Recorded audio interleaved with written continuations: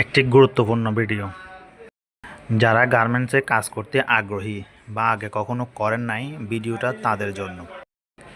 ছেলেটাকে একবার লক্ষ্য করুন এবং তার হাত আর কাজ করার ধরনকে লক্ষ্য করুন, তার কাজের স্পিরিটটা লক্ষ্য করুন। গার্মেন্টসে যারা চাকরি করেন তারা কতটাই কষ্ট করে চাকরি করে, ভিডিওটা সম্পূর্ণ দেখলেই বুঝতে পারবেন। ছেলেটার মেশিনের চেয়ে কিন্তু হাতটা বেশি স্পিডে চলতেছে, ভালো করে লক্ষ্য করে দেখুন। যারা নতুন গার্মেন্টসে চাকরি করবেন, তো তারা চিন্তা ভাবনা করে সিদ্ধান্তটা নেবেন, আসলে এটার সাথে কি আপনারা মানিয়ে নিতে পারবেন। এখানে আপনার বসে থাকার কোনো সুযোগ নেই, সবার সাথে তাল মিলিয়ে কাজ করতে হবে।